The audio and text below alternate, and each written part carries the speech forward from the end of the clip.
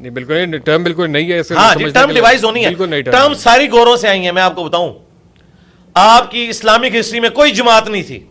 पहली जमात जो बनी है ना सही जमात के मानों में, वो जमात इस्लामी है। मौदूदी साहब ने कॉन्सेप्ट कहां से लिया है? कम्युनिस्ट पार्टी से, बाकी पार्टियों से। ये टर्म्स ही सारी उधर से आई हैं।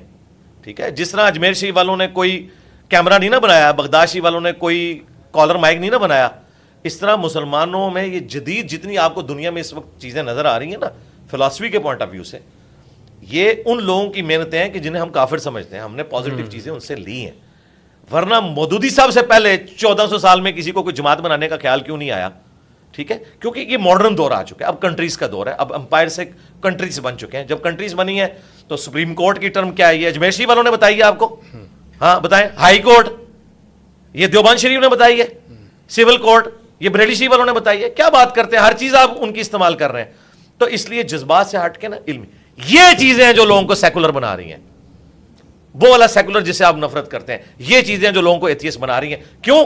हमारे मजहबी पेशवा भी जाहिल है, और उनके जो नुमाइंदा पढ़े लिखे पेंट कोट पहन के बैठे हुए वो भी जाहिल मुतलिक है। ना उन्हें दीन का पता है ना दुनिया का पता है, सिर्फ अपनी फिलॉसफी झाड़ते हैं। इल्मी ग्राउंड के ऊपर जीरो है वो। सही है। चलो ये बात क्लियर हुई कि आप जो है वो हुकूमत में इस्लाम के मुताबिक, शरीयत के मुताबिक जो है रियासती मामला चलाने के कायल हैं, ये सुन के तसल्ली हुई, क्योंकि वो टर्म सुन के लेकिन जबरदस्ती नहीं। थोड़ी कंफ्यूजन हो गई। अगर हमारे मुल्क में हिंदू हैं, उनके ऊपर कोई इस्लामी हुकूमत नहीं होनी चाहिए। इस्लामी हुकूमत के मुताबिक, इस्लामी कवानीन के मुताबिक उनके नहीं, हकूक का उनपे क्यों तहफ़्फ़ुज़ होगा? नहीं, होगा। वो उनके हकूक का तहफ़्फ़ुज़ होगा ना सर, जी, इस्लामी हकूक का- कवानीन के मुताबिक। नहीं, जब आप ये कहेंगे ना कि स्टेट का एक मजहब होगा, स्टेट मजहब रखे अपना उन लोगों से मुतालिक जो उस मजहब को मानते हैं। स्टेट का मजहब अगर इस्लाम है तो वो यहूदियों के ऊपर अप्लाई नहीं होगा, ये ज़हन में रखिएगा। सर इस्लामी निज़ाम में यहूदियों के हकूक है ना, अक़लियतों के हकूक मैं तो यही है ना। बता रहा हूं ना। नहीं, अगर आप ये कहेंगे ना कि ये भी जो है ना रोड पे उठ के तो हमारी तरह एहतजाज में शामिल होंगे, अदरवाइज इनका भी सर तन से जुदा, ये नहीं होगा। नहीं, ये लोग चाहते हैं। ये देखें, ये लोग खत्म नबूवत के नाम के ऊपर धरनों में नंगी गालियां दे रहे थे। किधर उलमा मर गए थे?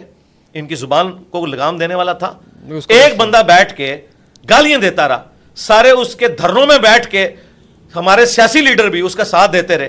किधर मरे थे? मैं अकेला बोल रहा था कि ये इस्लाम नहीं है जो ये प्रेजेंट कर रहा है। ये होता है। इस तरह की इस्लामी हुकूमत, मेरी दुआ है कभी भी पाकिस्तान में ना आए।